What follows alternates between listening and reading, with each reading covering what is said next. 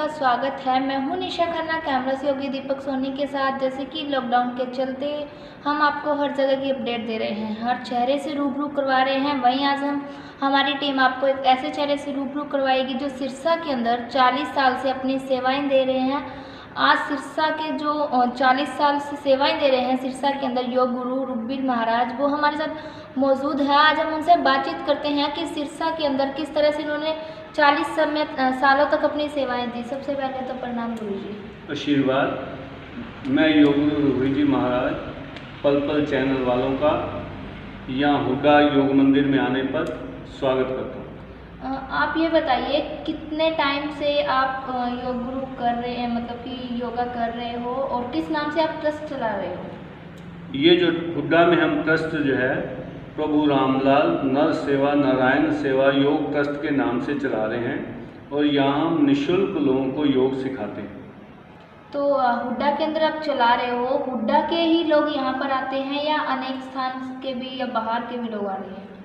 हुड्डा और बाहर से लोग, दूर दूर से लोग जिनका कोई डॉक्टर इलाज नहीं कर पाते, वो मेरे पास आते हैं। तो आप यहाँ पर हो, इससे पहले आप 40 सालों से कर रहे हो, लेकिन हुड्डा में आप कुछ ही समय पहले आए हो। तो इससे पहले आप कहाँ करवाते थे योग गुरु? आपका पहले कहाँ पर था स्थान? उससे पहले मैं योग मंदिर जो पुरानी कचहरी के सामने है, 25 साल मैं वहाँ कराता रहा। किन्हीं कारणों से अब मैं वो स्थान छोड़ दिया है। और उसके बाद में योग मंदिर हमारा कोटनी में 11 एकड़ में है, वहाँ निःशुल्क लोगों को योग कराते हैं। अब यहाँ मैंने ईश्वर की प्रेरणा हुई कि हुड्डा के कल्याण के लिए और शहर निवासियों के कल्याण के लिए एक योग साधना केंद्र की स्थापना की जाए।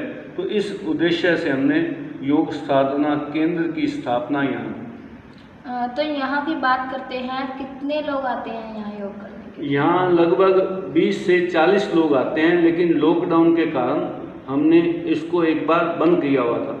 अब हमने विचारा है कि 6:30 से 7:30 बजे तक जो साधक यहाँ हमसे सेवाएं लेना चाहें एक बार आ सकते हैं। 6:30 से 7:30 बजे तक हम उनको निःशुल्क गाइड करेंगे और उनको सेवाएं देंगे। और मेरे पास वो लोग योग करने आते हैं जिनके पास जिनका इलाज डॉक्टरों के पास नहीं हो। जैसे अभी मेरे पास एक गंगानगर से व्यक्ति आया, उसकी कमर में इतना दर्द हो गया कि वहाँ इलाज करा करा के थक गए। वो गंगानगर से सुबह मेरे पास चला, 8 बजे यहाँ पहुँचा, और 8:30 बजे मैंने इलाज करा के वापस ही भेज दी उसी कार पे, और उसी दिन से वो ठीक हो गए। तो ऐसे ऐसे लोग आते हैं जिनका इलाज डॉक्टर करने से हाथ खड़े कर देते हैं, उनका योग द्वारा हम इलाज करते हैं। जैसे कईयों को आजकल बीपी बढ़ता जा रहा है, शुगर बढ़ता जा रहा है, तो हम उनको गाइड करते हैं कि ये लाइफस्टाइल रोग है, कि अपने लाइफस्टाइल को बदलें। आप जल्दी सोएं, जल्दी उठें, लेट मत सोएं। अगर आप लेट सोएंगे तो ये बीमारियां आपके अंदर बढ़ती चली जाएंगी। अगर आप अंग्रेजी दवाई को यूज़ करते हैं तो टेम्परेरी करें, सदा के लिए मत करें। अगर आप सदा के लिए करोगे तो आपको एक बीमारी के साथ अनेक बीमारियां आएंगी। उनसे बचने का एक ही उपाय है कि हम योग करें और नित्य प्रति योग करें। नित्य प्रति योग करने से आपके अंदर जो, जैसे आज कोरोना की बीमारी फैल रही है, कोरोना का भय फैल रहा है, जहाँ तक मेरा अनुभव है 40 साल का, वो ये कहता है कि कोरोना जैसी बीमारी योग करने वाले के नज़दीक नहीं आ सकती। योग है जहाँ, ये पहला लेख मैंने लगभग मार्च में लिखा था, कोरोना नहीं टिकता वहाँ। योग करने वाले के नज़दीक कोरोना का रोग नहीं आ सकता। मैंने देखा कि आज सारा विश्व कोरोना के भय से थर थर काँप रहा है, लेकिन हमें इस बात का एक नया पैसा भी डर नहीं, क्योंकि योग जो है निर्भयता की ओर ले जाता है, और दवाइयाँ इंसान को डरपोक और कमज़ोर बनाती हैं। तो इसलिए मैं सब विश्व के लोगों से, सिरसा के लोगों से, हरियाणा के लोगों से मैं हाथ जोड़ के अनुरोध करूँगा कि आप योग अपनाएं और अपने जीवन को दिव्य और स्वस्थ बनाएं। तो कोरोना से बचने के लिए कौन सा योग करना चाहिए? कोरोना से बचने के लिए मैं ये कहता हूँ कि आप कम से कम आधा घंटे का नियम बनाएं। ऐसे 1-2 आसन की काम नहीं, आधा घंटे में आप कुछ आसन कर लें और कुछ प्राणायाम कर लें और कुछ खान पान ठीक रखें। अगर ये 3 बातें आप जोड़ लेते हो, आधा घंटा हर नित्य प्रति एक आसन से कोई कोरोना नहीं जा सकता। जी।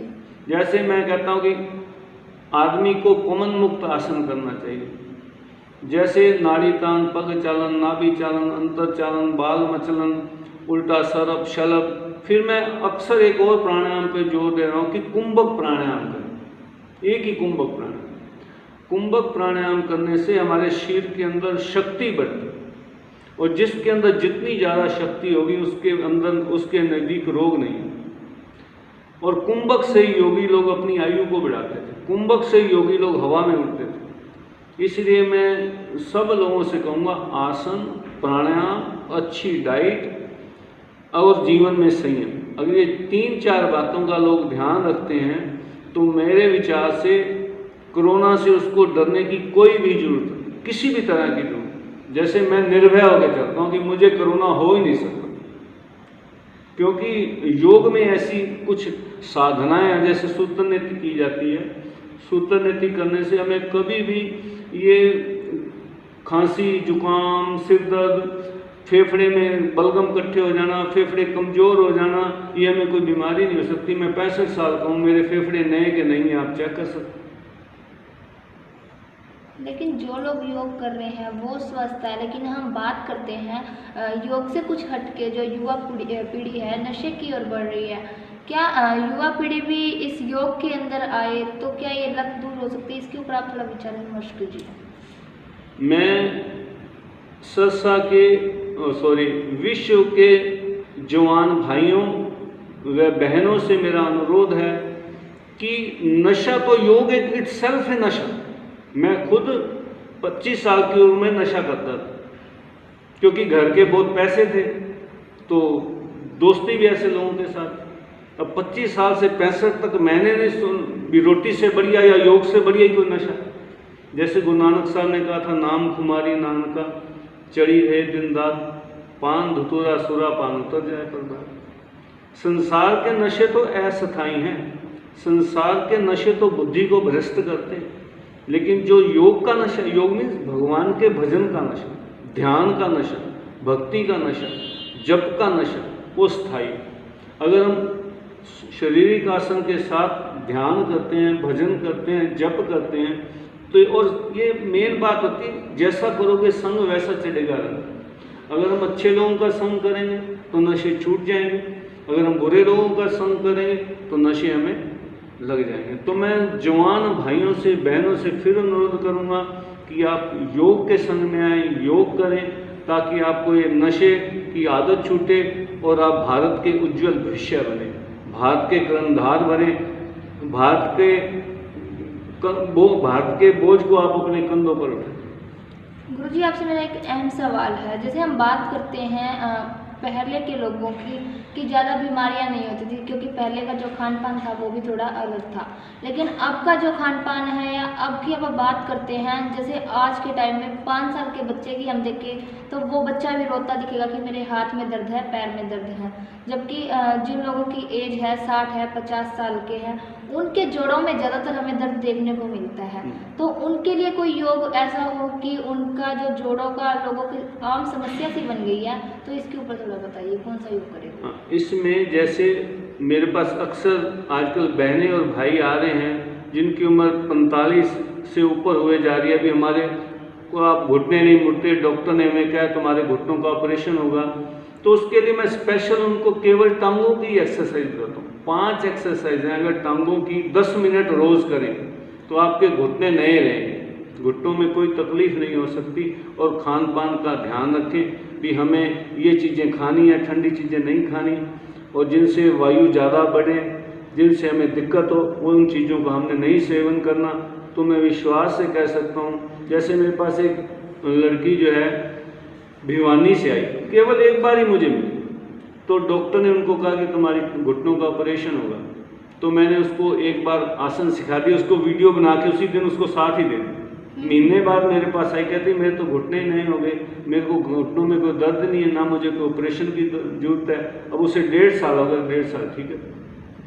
तो केवल टांगों की एक्सरसाइज जो भी हो, आप किसी को भेजना, अगर थोड़े बहुत दर्द हो, टांगों की एक्सरसाइज सिखा दूंगा। लगभग महीने 2 महीने हो, ठीक हो जाएगा। फिर अपने आप वो करता रहेगा, छोड़े नहीं। अगर आप जैसे अपने शरीर का ध्यान नहीं रखोगे तो खराब होता चला जाएगा।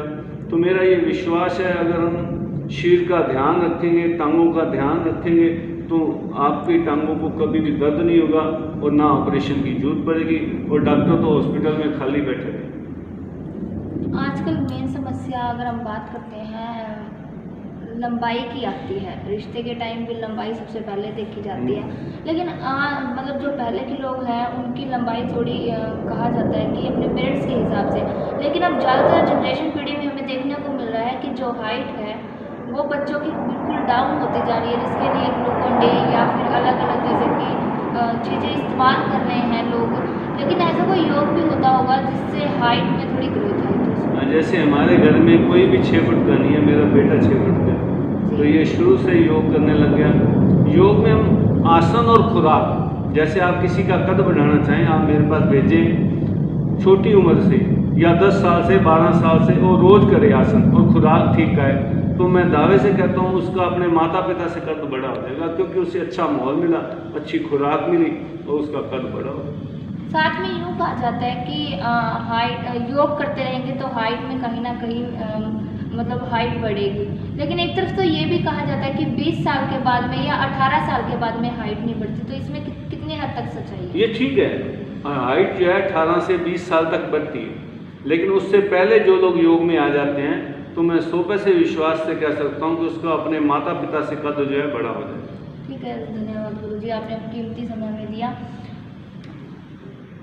तो आज हमने आपको चेहरे से रूबरू करवाया। आज के लिए इतना ही, मुझे दीजिए इजाज़त। ऐसे ही पल पल की टीम आपके लिए हर अपडेट लेती रहेगी और रूबरू भी आपको हर चेहरे से करवाती रहेगी। फिर मिलते हैं अगली अपडेट पर। धन्यवाद।